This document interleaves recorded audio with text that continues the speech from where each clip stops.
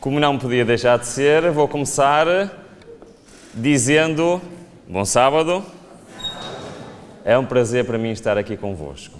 Em primeiro lugar, queria agradecer o privilégio que foi estar ao longo desta semana aqui. E foi um duplo privilégio para mim. Não só pelo privilégio de estar aqui convosco, de falarmos da palavra do Senhor, mas também pelo privilégio que foi falar daquele que é para mim o meu tema preferido. Porque este tema que nós falamos ao longo desta semana, o caminho do santuário, representa aquela que é a minha maior luta espiritual. Não sei quanto a vocês, o que é que vocês acham, mas de facto o nosso caminho no santuário representa literalmente a nossa entrega diária ao Senhor. E eu queria vos dizer que hoje temos um tema que eu não tinha a certeza que eu ia apresentar. Eu estava a lutar entre dois temas diferentes para hoje, mas normalmente quando eu falo deste tema, costumam-me fazer uma pergunta. E como durante esta semana me fizeram essa pergunta, então teve de ser este tema. Sabem que nós durante a semana vimos pela palavra de Deus que Deus nos pede 3 coisas. E quem esteve aqui durante a semana percebeu que eu gosto de fazer perguntas. Certo? Quais foram as 3 coisas que Deus nos diz para fazer, que na realidade o que Deus nos está a ensinar é que eu não as consigo fazer? Lembram-se quais eram essas 3 coisas? Purificai-vos, muito bem, santificai-vos e obedecei. Ok? Nós vimos que estas 3 ordens do Senhor estão por toda a Bíblia. Muitas vezes estão juntas no mesmo versículo. Vimos que cada uma destas aparece dezenas de vezes na palavra de Deus. E simplesmente para ouvirmos o Senhor dizer o que é?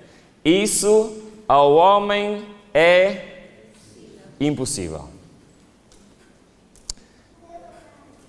Graças a Deus que ele não termina a frase aqui. E ele a seguir diz o que é? Aquilo que é impossível ao homem é possível a quem? A Deus. Amém?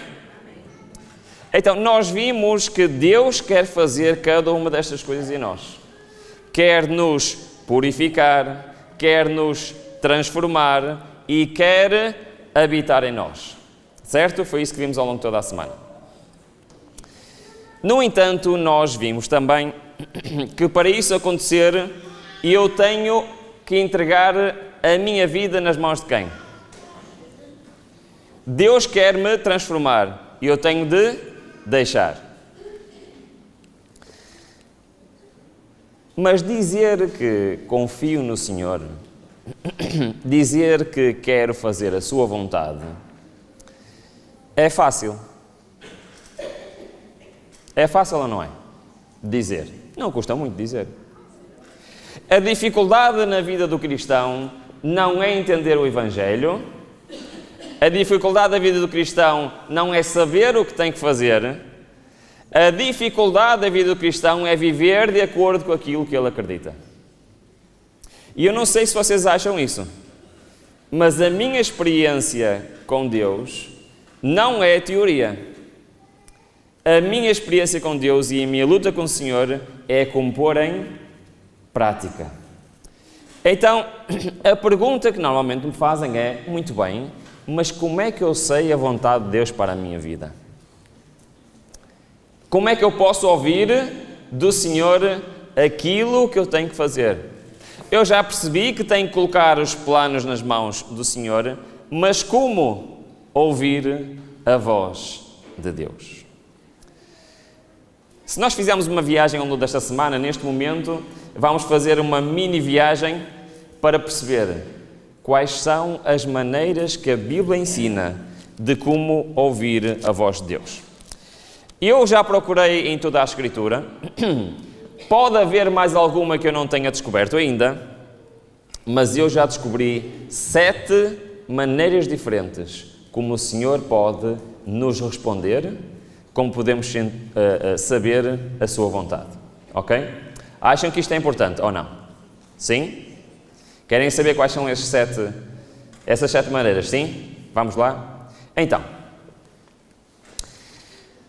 Cristo disse claramente o seguinte: as minhas ovelhas não conseguem distinguir a minha voz. Foi isso que o Senhor disse? Não. Ele disse: as minhas ovelhas ouvem a minha voz, eu as conheço e elas me seguem. Boa. Mas diz: aquele que pertence a Deus ouve o que Deus diz.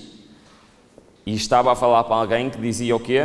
Vocês não ouvem porque não pertencem a Deus. Então, primeira pergunta. Esta não é daquelas difíceis, está bem? Primeira pergunta. Deus quer ou não que eu ouça a sua voz? Sim. Certo? Então é importante nós sabermos como. Então vamos lá. Como ouvir a voz de Deus em 7 etapas. A primeira é bem simples, todos nós conhecemos. Reparem bem o que é que diz em Josué. O seguinte: não se aparte da tua boca o livro desta lei, antes medita nele de dia e de noite, para que tenhais cuidado de fazer conforme tudo o que nele está escrito.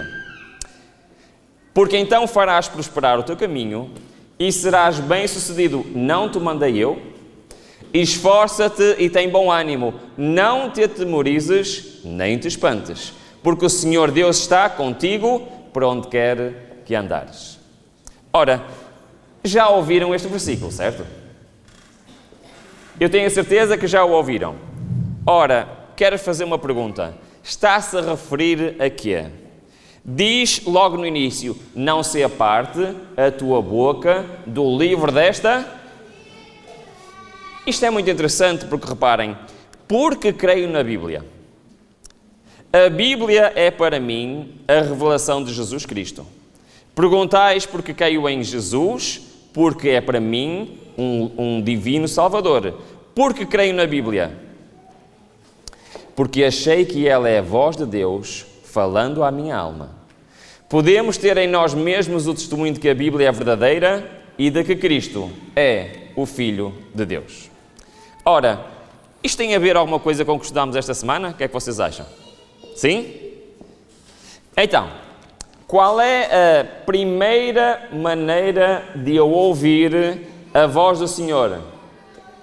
Através da Palavra de Deus. Certo ou errado? Tem ou não tem aqui conselhos? Tem ou não tem aqui repreensões? Tem ou não tem aqui a palavra do Senhor? O que é que vocês acham? Concordam comigo? Sim? Não? Uma vez, desculpem irmãos, lembrei-me agora disto. Uma vez vi um meme, sabem o que é um meme? Sim? Uma imagenzinha que eu recebi numa rede social. Sim.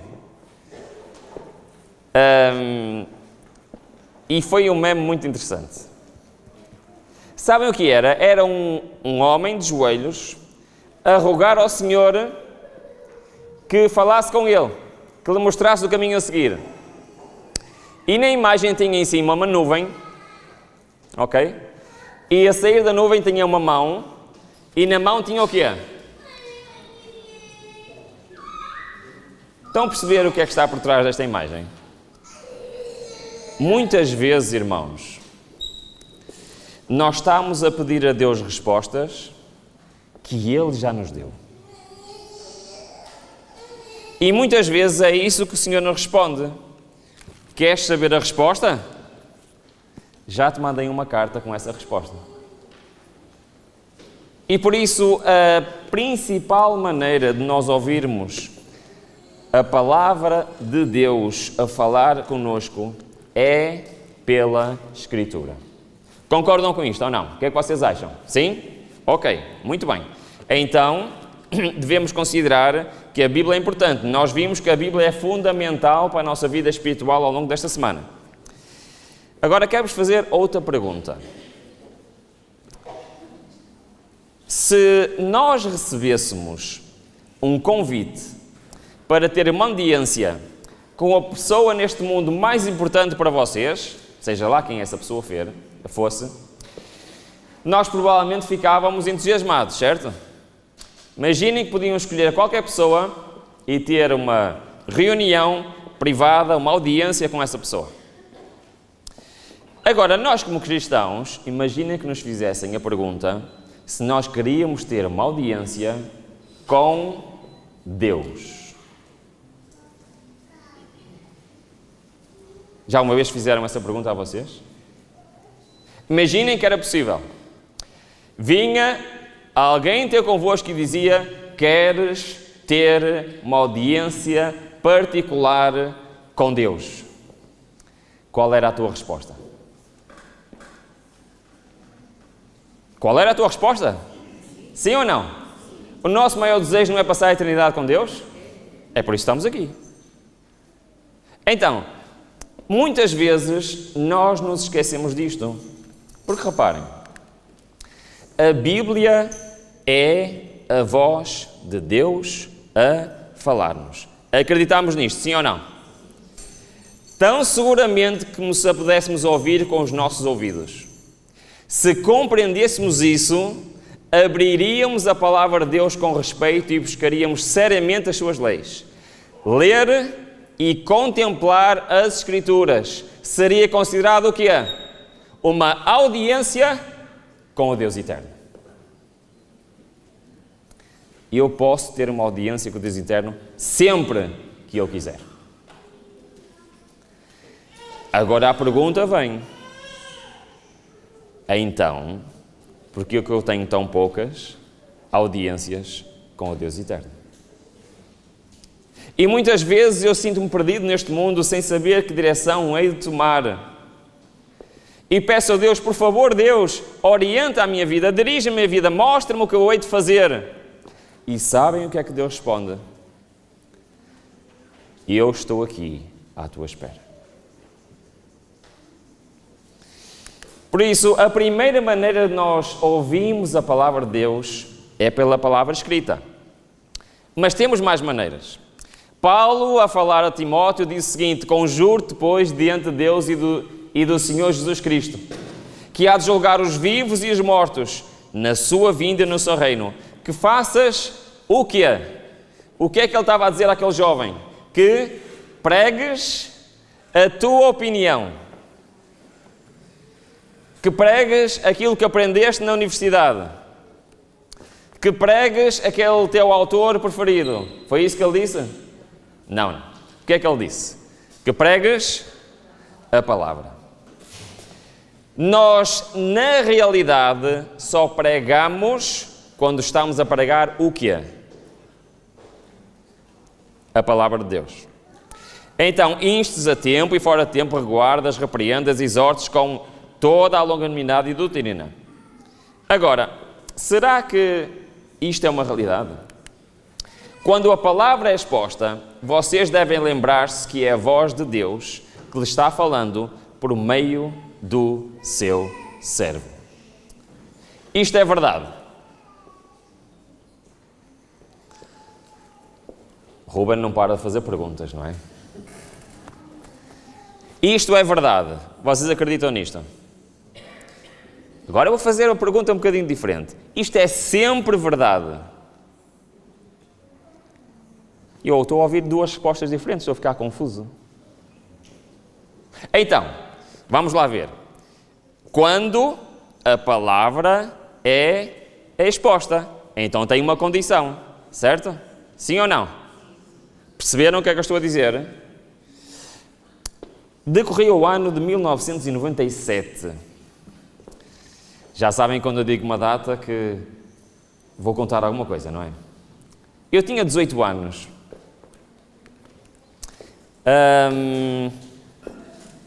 E era provavelmente um sábado à tarde. E eu estava num grupo de pessoas da minha igreja e estávamos a conversar sobre o próximo sábado. Mais especificamente, sobre o pregador do sábado seguinte. Felizmente, eu já não me lembro com quem eu estava a conversar, ok? Lembro da conversa, mas não me lembro com quem eu estava a conversar. Nessa conversa, alguém disse, é o irmão X que vai pregar. Que aborrecimento. Aquele irmão é uma seca quando está a pregar, só nos dá sono. Então, reparem, isto pode parecer caricato, mas naquele momento, aquilo foi algo de muito estranho para mim. É que eu não sabia como aquele irmão pregava, apesar de eu ter estado na igreja dezenas de vezes com aquele irmão a pregar. Perceberam o que eu disse? E eu não tinha a noção se aquele irmão pregava bem ou não, mesmo estando na sala, quando ele estava a pregar. Sabem porquê? Porque eu não ouvia absolutamente nada do que os pregadores pregavam. Eu tinha 18 anos e quase não tinha ouvido nenhum pregador, porque estava distraído com as minhas coisas, ou com conversas, ou com isto, ou com aquilo, e eu preferia estar nisso do que estar a ouvir o pregador. Então, durante aquela semana, aquela conversa, em vez de ser nas qualidades do pregador, foi que eu reparei que não fazia a mínima ideia como é que aquele pregador pregava. Eu não sei se isso já aconteceu com vocês, mas aconteceu comigo. Então, durante aquela semana, eu disse assim, não pode ser.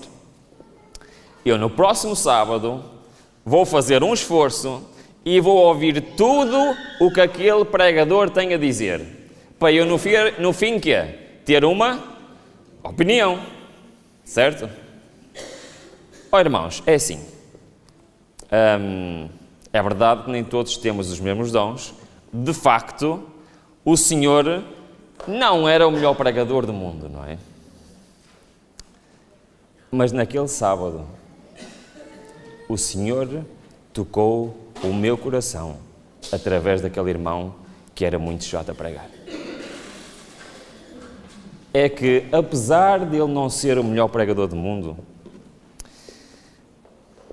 Deus tocou o meu coração, porque ele pregou a palavra de Deus. E a partir desse dia até hoje, eu faço questão de ouvir tudo o que um pregador prega, porque eu sei que em qualquer momento o Senhor pode tocar o meu coração pela pregação da sua palavra. Sabem que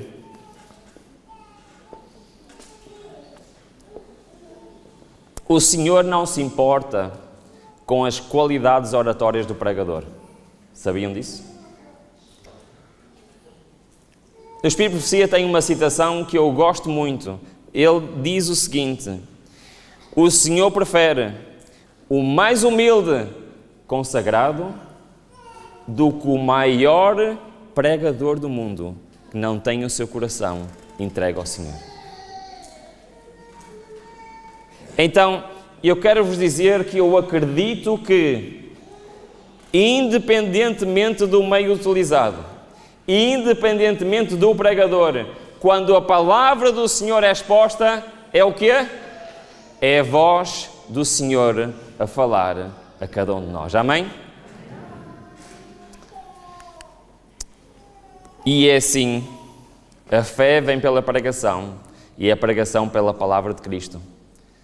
Quantas pessoas não entregam, não se decidem por Cristo através de uma palavra, através de uma ação, através de algo que alguém faz e que nesse momento foi a palavra de Deus a falar àquela pessoa. Então, já temos duas, certo? Quais são essas duas? Está no quadro, não é difícil a resposta. Então, Deus fala-nos pela sua palavra escrita, Deus fala-nos pela sua palavra através de quê? de alguém que a comunica. Bendito é aquele que partilha a palavra do Senhor. Agora, eu quero vos dizer uma coisa. Bom, vou fazer mais uma pergunta difícil. Aqui, neste local, quem, sem ser pela palavra de Deus e sem ser por outra pessoa a falar, já ouviu a voz de Deus?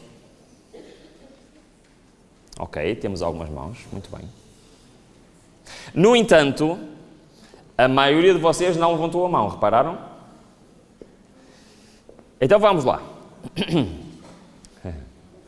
Eu quero vos dizer que cada pessoa que já viveu neste planeta, que vive hoje neste planeta, ou que ainda irá viver, todos ouviram a voz de Deus. E digo-vos mais, todos os dias.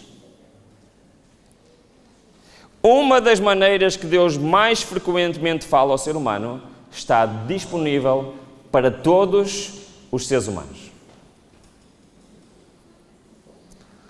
E isto é muito mais sério do que aquilo que nós pensamos. Ora, lembram-se que o desafio desta semana era fazer um caminho, certo? E era fazer esse caminho sem nos desviarmos para que lado? Nem para a direita, nem para a esquerda. Vimos ontem à noite o que é que isto quer dizer. A ideia é seguir em frente, ok? Mas nós também vimos que ao longo deste caminho, o caminho do santuário, quer estejamos no mundo, quer estejamos no pátio, quer estejamos no lugar santo, quer estejamos no lugar santíssimo, temos a ajuda de quem? Do Espírito Santo. Muito bem. Estiveram atentos, muito bem. Agora, reparem bem. Como é que o Espírito Santo faz isso? Isaías diz-nos o seguinte: e os teus ouvidos ouvirão a palavra que está por trás de ti, dizendo, este é o caminho. Andai nele, sem vos desviardes para quê? Para a direita ou para a esquerda. Exatamente o que lemos ontem em Deuteronômio capítulo 5, certo? Agora, a pergunta. Espera lá. Mas como é que isto funciona? Como é que Deus nos fala aos nossos ouvidos, como se fosse uma voz por trás de nós, a dizer, este é o caminho, segue-o? Como é que isso acontece?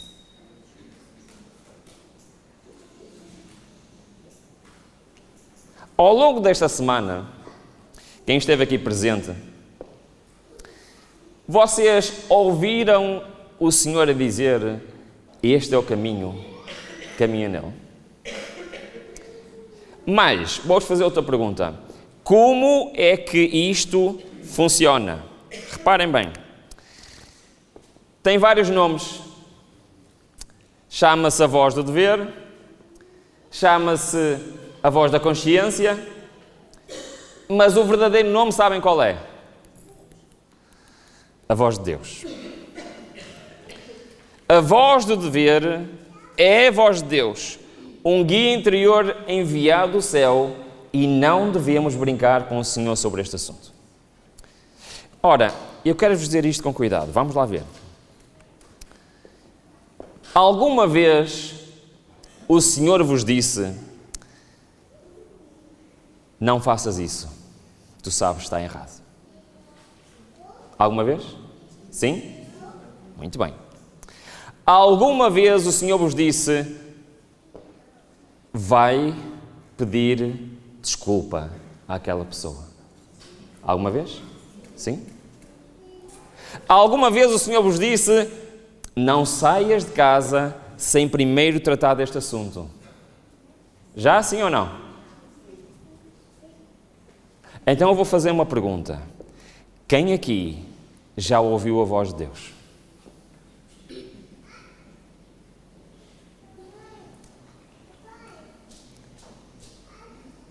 Temos a noção disto, irmãos? Que Deus fala connosco todos os dias. Temos a noção de que Deus luta connosco para nos levar no caminho certo. Deus luta connosco para eu não desviar nem para a direita nem para a esquerda. E sabem quem é que é teimoso? Sou eu. Quantas vezes o Senhor já me pediu: Ruben, faz isto. Ruben, não faças isso. E o que é que o Ruben fez? Oh Senhor, deixa estar. Oh, não sejas assim. É que eu quero mesmo ver isto, eu quero mesmo fazer aquilo. Isto que acontece convosco também. Pois é. Compreendem que isto é uma luta espiritual diária que nós temos com o Senhor. É por isso que o caminho do santuário é uma luta diária. Eu aceitar a vontade de Deus para a minha vida. O Espírito Santo contende com alguns homens, algumas mulheres. Com aqueles que estão no lugar santíssimo. Não, pronto, com aqueles que também estão no lugar santo. É isso? O Espírito Santo faz o quê? Irmãos, em questões morais, o Espírito Santo fala diretamente ao nosso coração. O apóstolo Paulo diz que nós temos a lei gravada onde? No nosso coração. Sabem o que é isto? É Deus a nos dizer: e eu posso não conhecer nada da Bíblia, e eu sei o que é certo e o que é errado. Os termos básicos da moralidade. E eu continuo mesmo assim a lutar contra o Senhor. A verdade é que o Espírito Santo contende com todo o homem. É a voz de Deus falando ao nosso coração. Mas quando alguém se recusa a dar ouvidos aos convites, às reprovações, à advertência do Espírito de Deus, sua consciência se torna cauterizada e na próxima vez que for aconselhado será muito mais difícil atender do que antes. E assim, sucessivamente, a cada repetição, a consciência é a voz de Deus, ouvida em meio ao conflito das paixões humanas. Quando resistida, o Espírito de Deus é entristecido. Mas, irmãos, não adianta tentarmos fugir. Nós podemos fugir para onde quisermos. Para onde me irei do teu Espírito? Ou onde fugirei da tua face? Se subir ao céu, tu aí estás. Se no Seul a minha cama, eis que tu ali estás também. Onde quer que tu estejas, independentemente da circunstância, sabem quem que vai estar lá a lutar connosco? O Espírito Santo. E Ele nunca desiste de nós. A única maneira dele desistir é se nós o expulsarmos. Então, já vamos a meio. Certo? Temos 3 maneiras como o Senhor fala connosco. Acham que são maneiras importantes ou não? Qual é a vossa opinião? Sim? Já cobrimos aqui muitas coisas, certo? Já há muitos aspectos na nossa vida que facilmente podemos obter resposta e ouvir a voz do Senhor. No entanto, se eu quiser comprar uma casa, o Senhor vai me dizer na minha consciência qual é a casa que eu tenho que comprar. É que a voz da consciência funciona para questões morais, certo? Certo e errado. Mas não me vai dizer o que é que eu hei de escolher e hei de fazer durante a minha vida. Sabiam disso?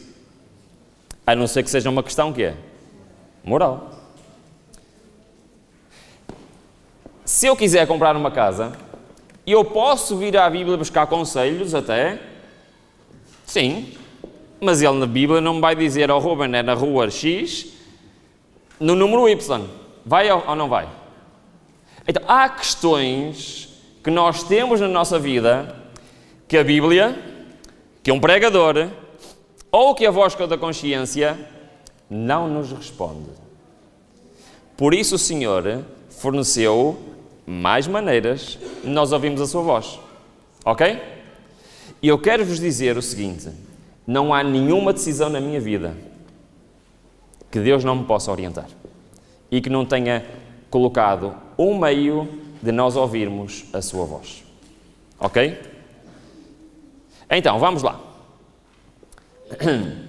Uma das maneiras de nós vemos a vontade do Senhor é baseada neste versículo. Diz assim: bem sei eu que tudo podes e que nenhum dos teus propósitos pode ser impedido. Ok. O que é que isto quer dizer? O Novo Testamento completa este texto com, vou parafrasear, está bem? Diz o seguinte: tudo o que pedirmos de acordo com a vontade de Deus nos será, conhecem? Concedido. O que é que isto quer dizer literalmente na prática na nossa vida? Oh Ruben, já estás tu a fazer perguntas difíceis outra vez a esta hora. Na prática, o que é que isto quer dizer na minha vida? Por exemplo, o apóstolo Paulo, em Romanos, capítulo 8, diz assim: e aquele que examina os corações sabe qual é a intenção do Espírito, e é ele que, segundo Deus, intercede pelos santos. O que é que eu acabei de dizer? E sabemos que todas as coisas contribuem juntamente para o bem daqueles que amam a Deus, daqueles que são chamados segundo o seu propósito, porque que dantes conheceu, também os predestinou para serem conformes à imagem do seu Filho. Então, vamos lá. Deus quer ou não dirigir a nossa vida? Sim? Muito bem. Então, se tudo o que nós pedimos a Deus de acordo com a sua vontade acontece, se o texto que acabámos de dizer atrás, nenhum dos propósitos de Deus pode ser impedido, isto quer dizer que uma das maiores maneiras de nós vermos a vontade de Deus para a minha vida é através da, ouçam bem, providência de Deus. Ouviram? Providência de Deus. O que é que isto quer dizer?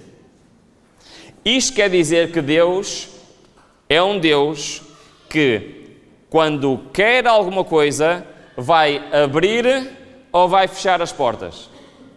O que é que vocês acham? Abrir as portas.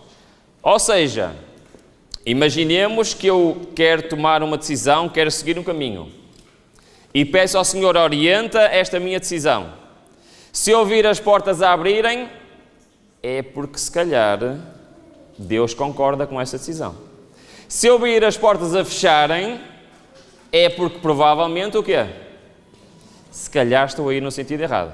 Entenderam o que é a provisão divina? Sim ou não? Ok, havia um homem que tinha um desejo muito grande. Esse homem estava cativo numa terra estranha e pensava na sua terra, na capital da sua cidade, e chorava porque sabia que essa cidade estava em ruínas. Quem era esse homem? Neemias.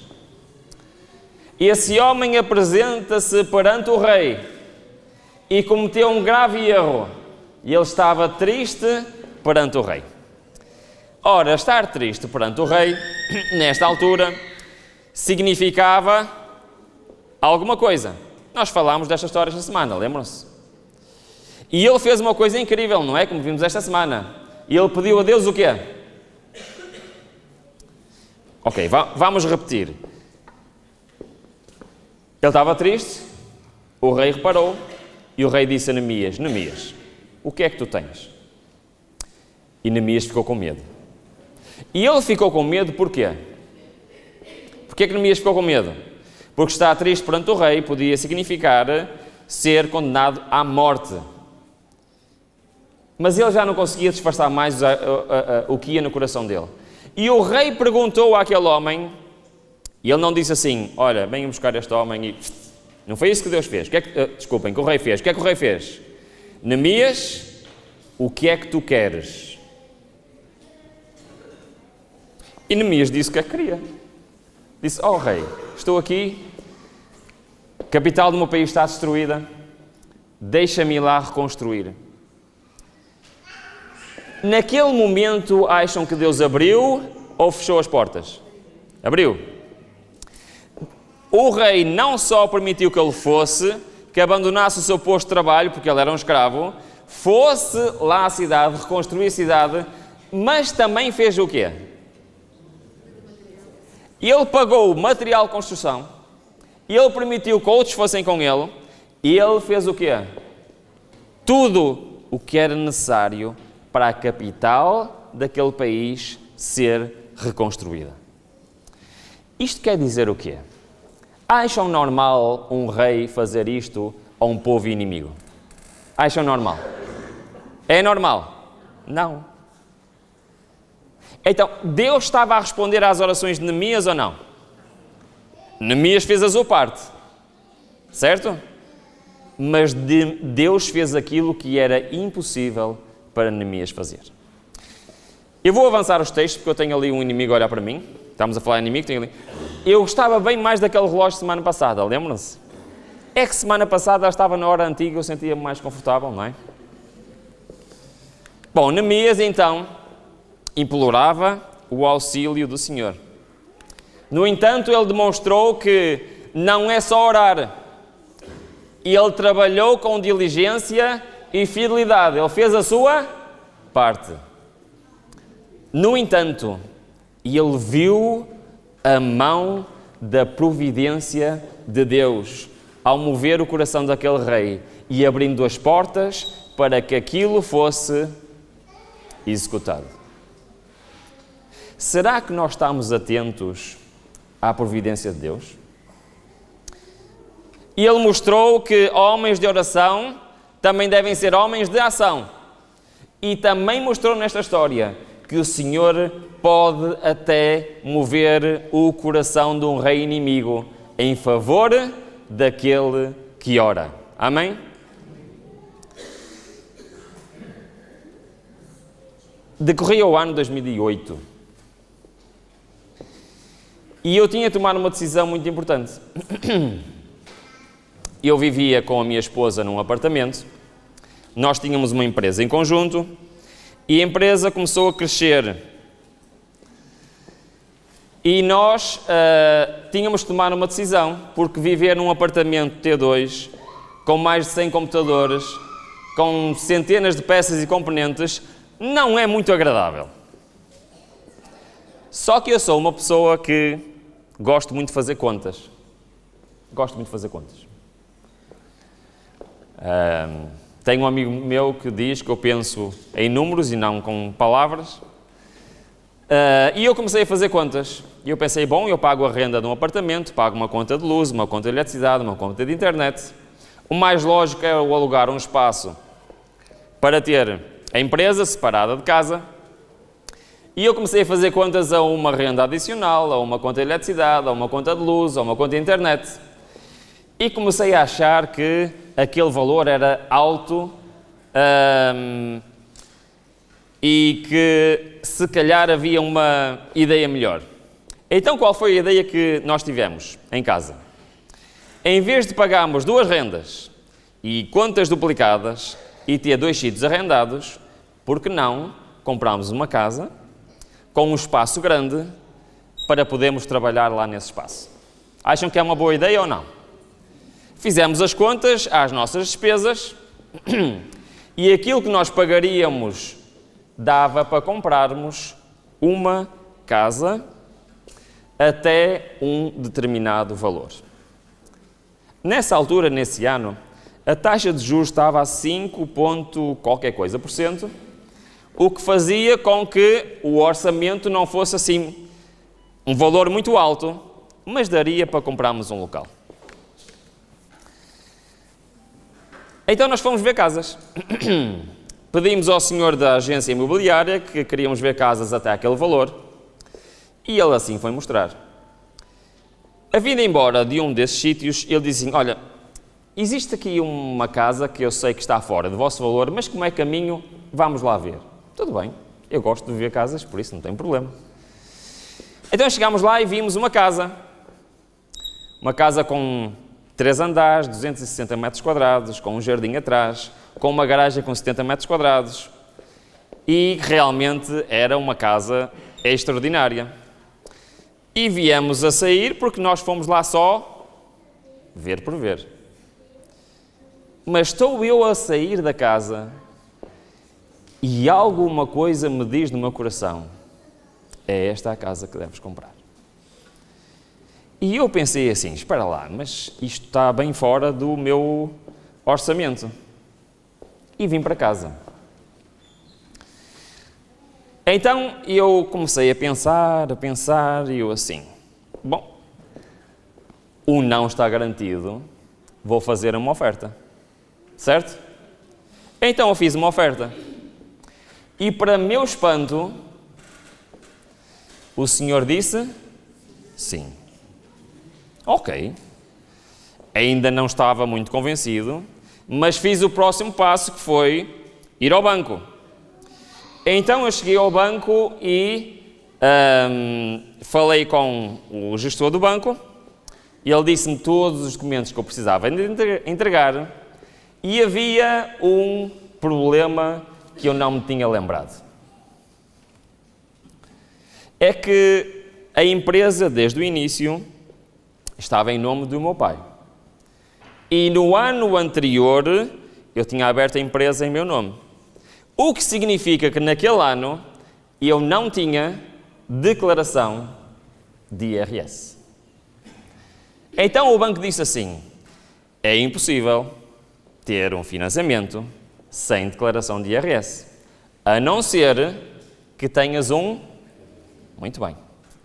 Então eu vim para casa e abri a palavra de Deus. E sabem o que é que a Bíblia diz de fiadores? Epá!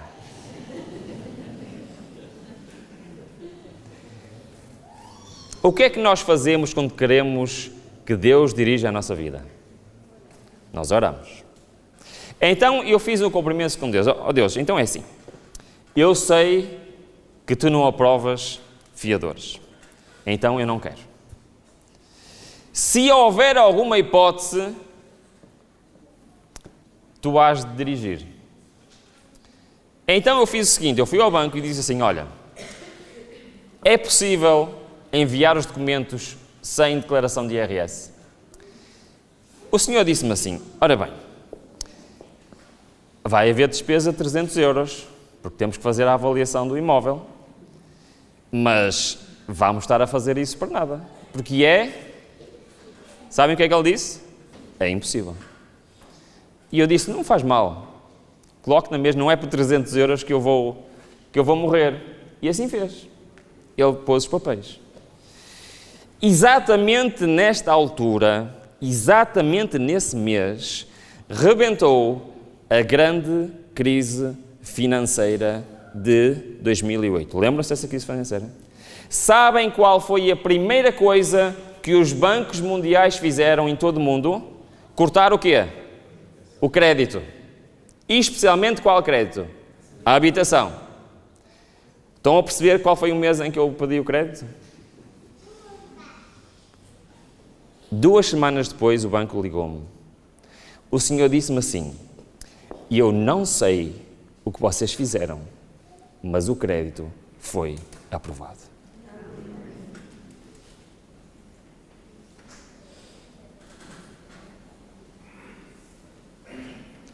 Deus abriu as portas ou não abriu? Era impossível. Mas Deus disse-me, é este o caminho a seguir. Quando nós fizemos as simulações, a prestação mensal era mais de 1.000 euros. Mas quando a crise rebentou, aconteceu outra coisa. Sabem o que aconteceu às taxas de juros? Quando veio a primeira prestação em fevereiro de 2009, eu paguei quase metade da simulação. Passado poucos meses, estava a pagar 1/3 da simulação. Durante os 10 anos em que eu tive o empréstimo daquela casa, eu paguei sempre 1/3 da primeira simulação que recebi.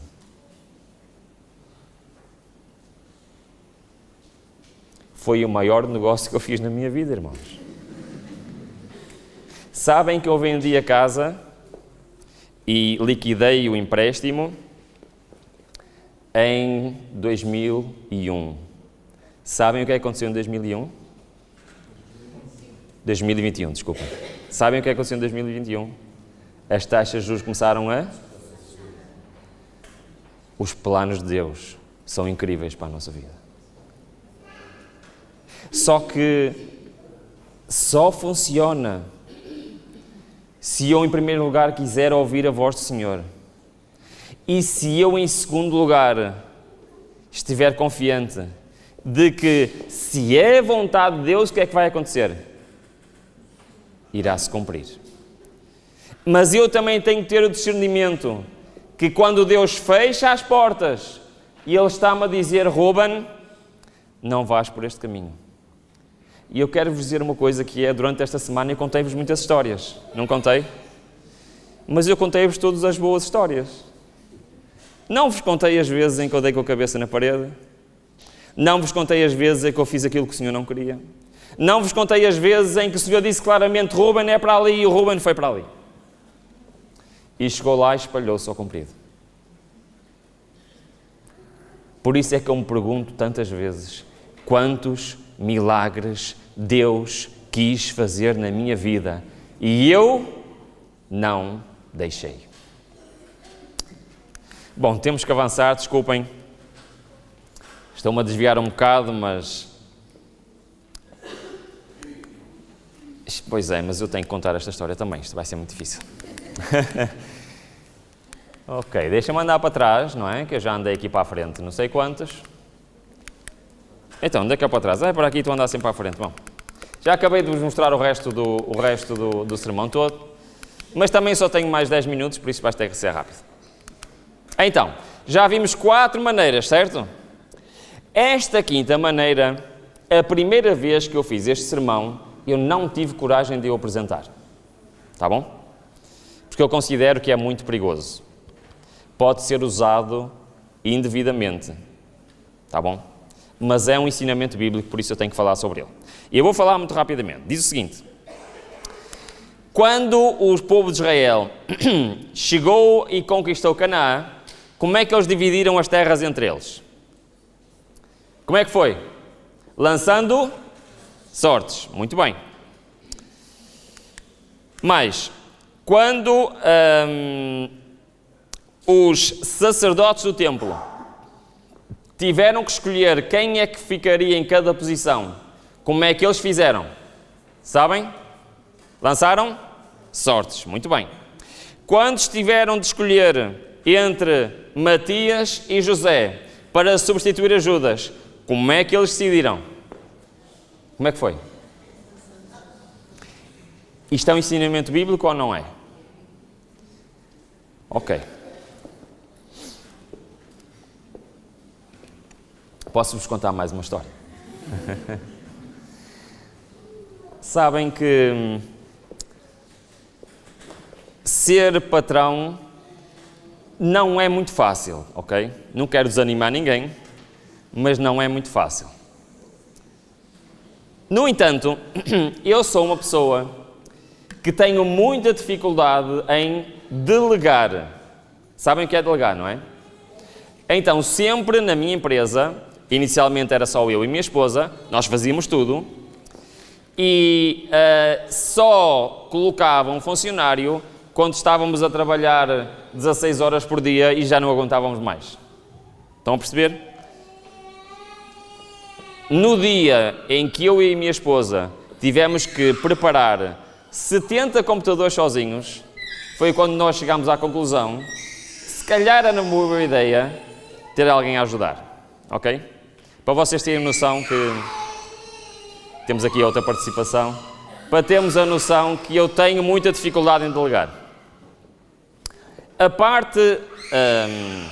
Houve partes que me custaram muito a delegar. No entanto, houve uma altura em que eu precisava de colocar um funcionário para uma secção que era das mais importantes e de mais responsabilidade. E eu literalmente estava com quê? Medo de errar.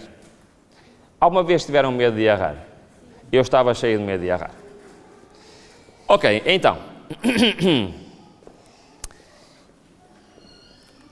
Eu lembrei-me da história da Bíblia, não é? E eu pensei assim, isto é assim um bocado estranho, mas eu preciso que seja Deus a escolher esta pessoa e eu não tenho coragem de escolher. Então, o que é que eu fiz? Eu decidi jejuar sobre este assunto, decidi passar um dia em oração, em consagração ao Senhor. Pedir ao Senhor que tirasse de mim tudo aquilo que me pudesse afastar da sua presença na minha vida. E no final desse dia de luta com o Senhor, eu decidi apresentar as minhas ideias a Deus. Então eu fiz uma lista de nomes que eu achava que eram as pessoas indicadas para aquele posto de trabalho. E depois, orando ao Senhor, eu pedi: Senhor, mostra-me quem eu devo de contratar. E então eu fiz exatamente isto. E eu perguntei ao Senhor pelo primeiro nome e pedi a Ele que me dissesse sim ou não. E o Senhor disse: não. Bom, tudo bem. Vamos ao segundo nome da lista. E o Senhor disse: não. E disse não ao terceiro. E disse não ao quarto. E disse não ao quinto. Ao sexto. E ao sétimo. Eu não sei qual é a probabilidade, irmãos, de Deus dizer que não 7 vezes seguidas. Mas foi exatamente isso que aconteceu. E eu pensei para comigo: isto não está a resultar. Então o que é que eu fiz? Sabem o que é que eu fiz? Voltei a orar ao Senhor. Ó Senhor, isto quer dizer que não é para eu contratar ninguém? O que é que tu queres dizer com isto? E durante essa oração, veio-me alguém à minha mente, ok, que eu não conhecia pessoalmente. Sabia que essa pessoa existia, mas eu não a conhecia, não sabia o nome dela, nem sabia como é que essa pessoa era. E eu estava a orar e estava-me sempre a vir essa pessoa à mente. Até que eu parei a orar e disse: pronto, ok, não sei o nome, por isso não posso escrever, mas perguntei ao Senhor se era essa pessoa. E sabem o que é que o Senhor disse? Sim.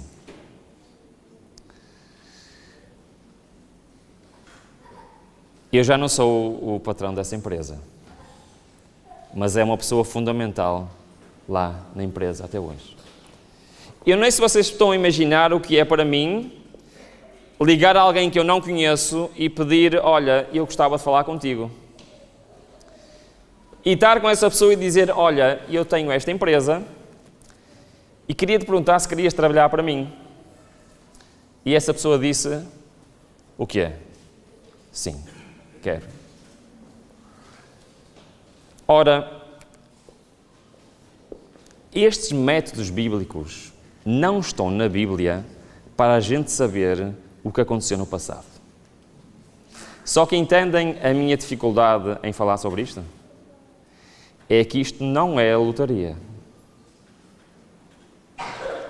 E isto é o último recurso de um cristão. E só deve ser feito com total consagração ao Senhor. Porque tirar um papel não é ouvir a voz de Deus. Mas Deus pode usar qualquer meio que exista para falar ao seu povo. Isso é uma verdade.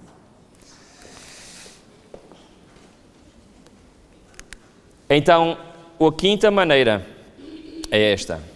A última é também, a sexta, desculpem, é também uma das mais importantes. Eu vou ler rapidamente, já está na minha hora de terminar. E a última nós falamos sobre ela esta semana. Está bem?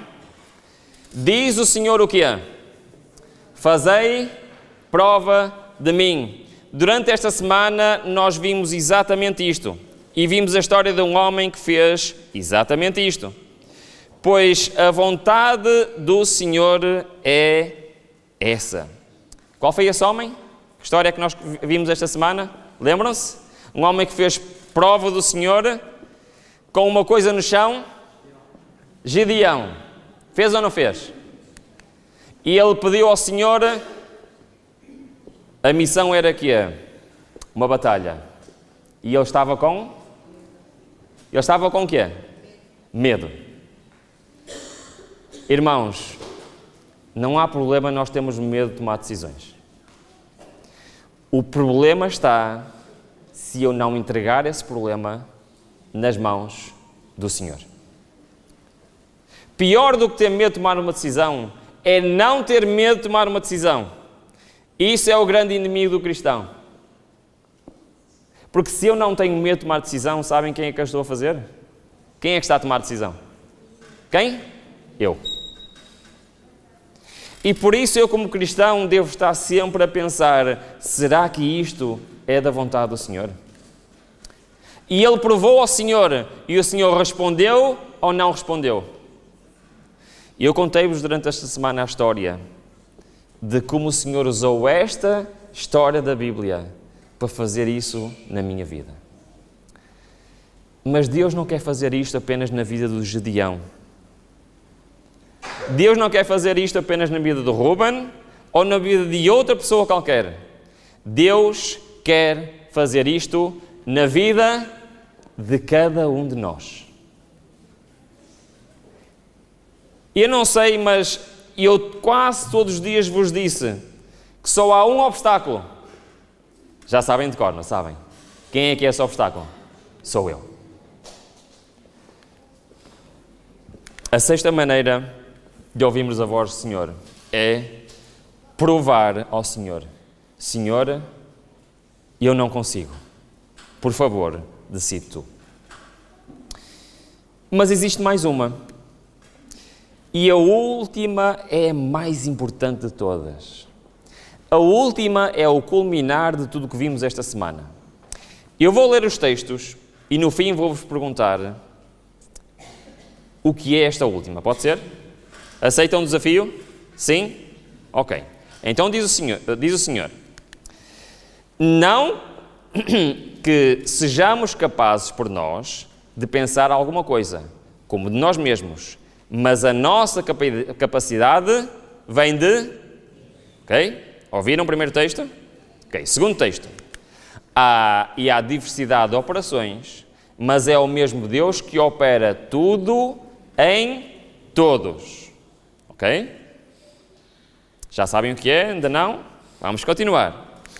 Porque Deus é o que opera em vós, tanto o querer como o efetuar, segundo a sua boa vontade. Agora vem a pergunta. Qual é esta sétima maneira? Alguém conseguiu descobrir? Pois é. Deus, no fundo, no final das contas, não quer que eu lhe pergunte a sua vontade. Oh, Ruben, desculpa lá, mas tu acabaste de nos mostrar 10 maneiras de ouvirmos a voz de Deus, sabemos a sua vontade, e agora estás a dizer que Deus não quer isso? É verdade. Sabem porquê? Porque Deus quer que eu seja a sua vontade.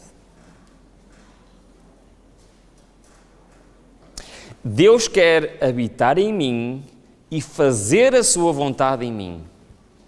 Esse é o plano final do Senhor. Isto é o culminar de tudo o que nós vimos esta semana. Deus não só quer que eu saiba a sua vontade, Deus quer que eu seja a sua vontade nesta terra. A natureza humana está sempre lutando por se manifestar. Este sou eu. A pessoa que é aperfeiçoada em Cristo deve primeiro ser esvaziada do seu orgulho, da sua autossuficiência. Então, obrigada pelo hino que cantastes. Então haverá silêncio no coração. E a voz de Deus pode ser ouvida. Assim o Espírito poderá encontrar livre acesso. Deixe Deus trabalhar em e através de nós. Amém? É isto que Deus quer fazer na minha vida. Então você poderá dizer como Paulo: logo já não sou eu quem vive, mas Cristo vive em mim. mas até que eu seja sacrificado no altar. É lá no sacrifício que tudo começa. E Deus diz-nos, é no altar que tu tens de ser sacrificado. Foi isso que vimos esta semana ou não foi? Foi.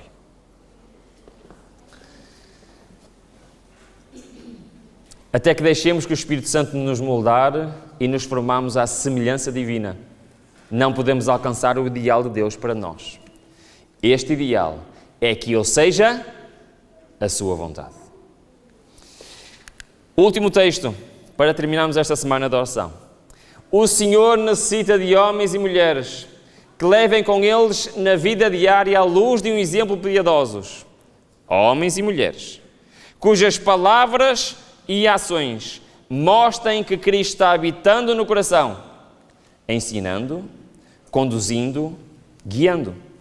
E Ele precisa de homens e mulheres que, autossuficientes, confiantes em si próprios, capazes de levar o mundo à sua frente. É isso que Ele precisa? Não. E Ele precisa de homens e mulheres de oração. Que ao lutarem junto com Deus, obtenham a vitória sobre o eu. E então saiam para comunicar aos outros o que eles receberam da fonte de poder. Amém? Este é o maior desafio do ser humano. Fazer o caminho do santuário. Este desafio não é apenas aceitarmos a Cristo, é aceitarmos que eu sou um sacrifício vivo para o Senhor. Cristo quer tomar conta da tua vida. Cristo quer tomar conta da minha vida. E Ele não quer só me purificar, me perdoar. Ele não quer só me transformar, me santificar. Ele quer que eu entregue o meu coração nas suas mãos. Deus quer guiar a tua vida. Deus quer guiar a minha vida. A maior decisão que eu posso tomar é deixar o Senhor agir em mim. O resumo da mensagem desta semana é: Ruben, para de impedir a ação de Deus na tua vida. O meu desejo e oração é que todos nós façamos isso. Amém.